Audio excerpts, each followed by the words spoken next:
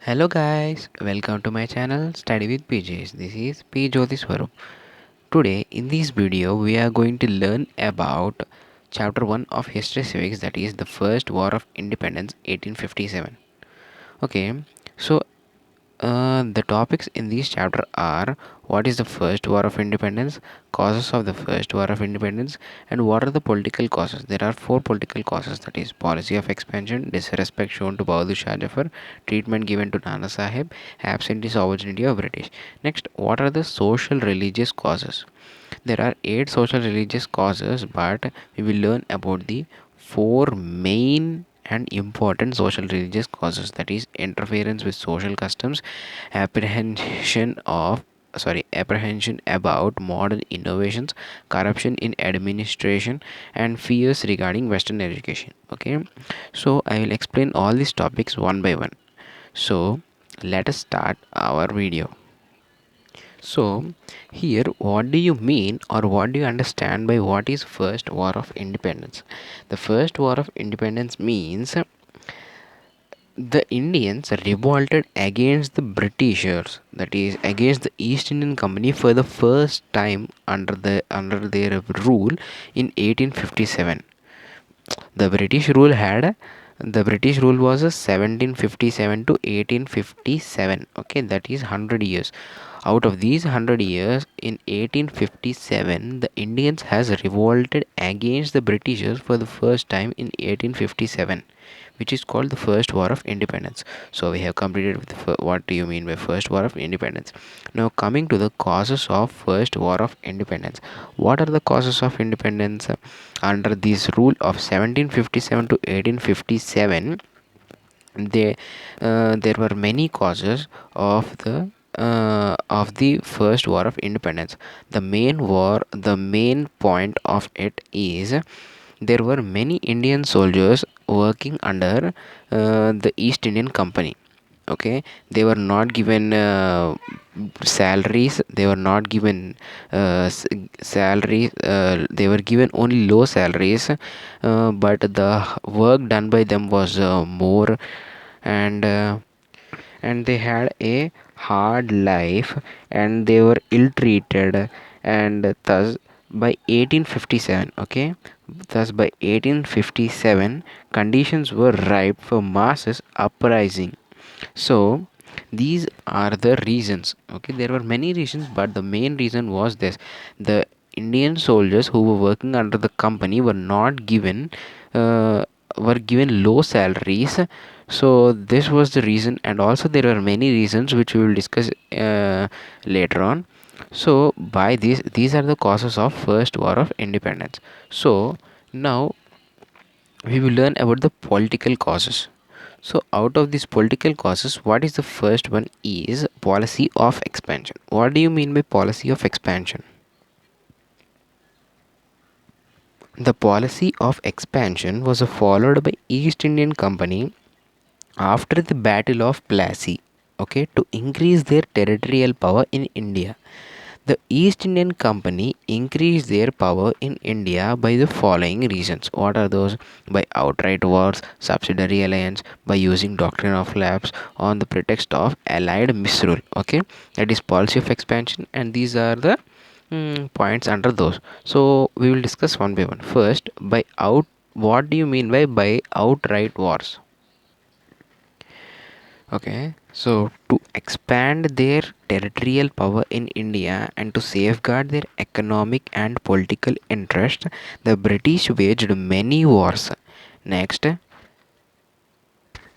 the Battle of Buxar established Britishers as masters of Bengal, Bihar, and Orissa. As a result of their success in Anglo-Mysore wars, the East Indian Company annexed more territories of Mysore states. Okay, this is about by outright wars. Yeah, any wars done under British, there is a maximum of losing because they are having uh, many instruments like many war machines like tanks, cannons, pistols, guns, But when coming to our Indians, they were used to fight with knives and swords. So, by outright wars, there is an by outright wars, they won many wars. Now coming to the subsidiary alliance. What do you mean by subsidiary alliance? Subsidiary alliance was an agreement between British East Indian Company and the Indian princely states by virtues which these states lost their sovereignty to the British. Okay, under this system, the Indians who agreed subsidiary alliance accepted the British supreme power, surrendered their foreign relations to East Indian Company, and agreed that they would not enter any alliance with any other power and would not wage wars. Okay, this is about subsidiary alliance. We have completed till subsidiary alliance. Now coming to doctrine of lapse. What is doctrine of lapse? Lord Dalhousie, okay, Lord Dalhousie adopted a doctrine of lapse to annex more territories. According to this doctrine, any ruler of any state would die without any higher to the throne than their kingdom would be annexed to the British rule. The adopted son of any ruler could not occupy the throne. That is doctrine of lapse.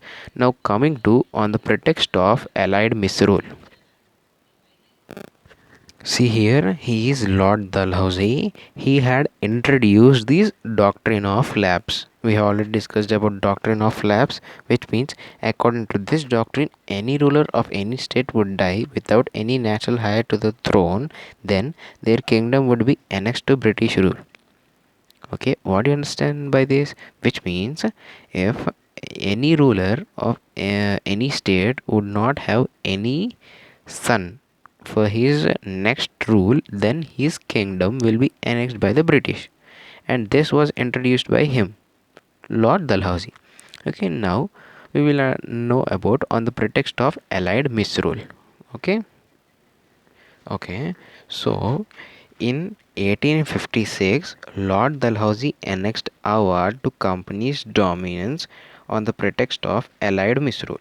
He declared that Awadh was being misgoverned and British rule was needed to ensure proper administration. Okay, so Lord Dalhousie justified the annexation of Awadh on the pretext of the good of the governed. Okay, the good of the governed. On the contrary, the people of Awadh had faced many more hardships. What are those? They had to pay higher revenue and additional taxes on food, house, and fares. The dissolution of Nawab of Awadh's army and administration threw thousands of noble officials and soldiers out of jobs. Okay, the company Sipais, of whom 75,000 were from Awadh, were the worst affected. Okay, they were not paid good salaries and were ill treated. Okay, that is about on the pretext of allied misrule. Now moving to disrespect shown to Shah Jafar. We have completed till here. Okay, we have completed the political cause 1. Now moving to political cause number 2, that is disrespect shown to Bahadur Shah Jafar. What is it? Okay, so in 1856, Lord Canning and another person announced that after the death of Bahadur Shah Jafar, his successors would not be allowed to use the imperial title with their names. This decision of British hurt the feelings of Muslims. Lord Dalhousie announced that successors of Bahadur Shah Jafar will not be permitted to use Red Fort. Okay, make a note. Okay, that is about disrespect shown to Bahadur Shah Jafar. Now moving to treatment given to Nana Sahib. Before going to treatment given to Nana Sahib, I will show who is Lord Canning. Okay guys, now we will understand about the treatment given to Nana Sahib and Rani Lakshmi Bai. Nana Sahib was the adopted son of Peshwa Baji Rao and was refused to pension by Lord Dalhousie. As a result, Nana Sahib and his followers turned against the Britishers. Rani Lakshmibai wanted the company to recognize her adopted son as heir to the kingdom after the death of her husband. She became the victim of doctrine of lapse and a bitter enemy of the British. As we have already discussed about doctrine of lapse, these are the effects of doctrine of lapse on Nana Sahib and Rani Lakshmibai. Okay, now coming to absentee sovereignty of the British.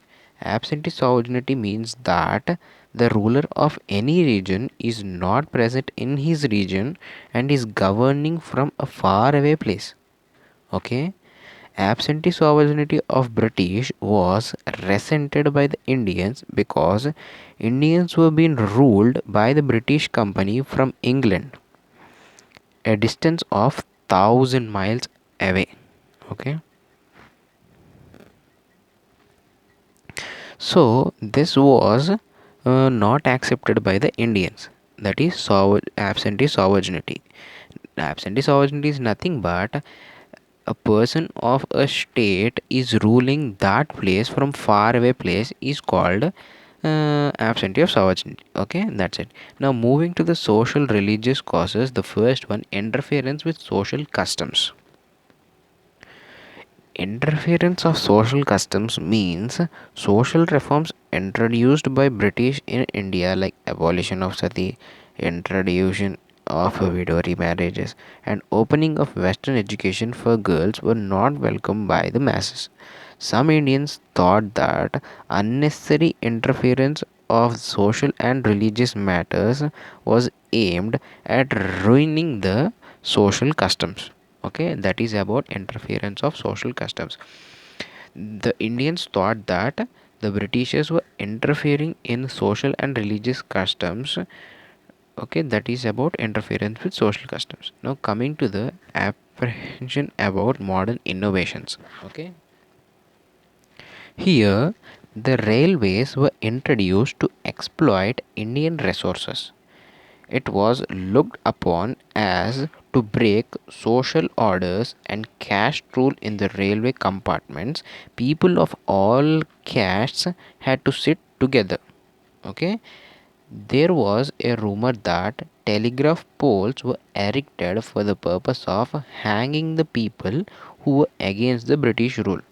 Okay, that is about apprehension about modern innovations.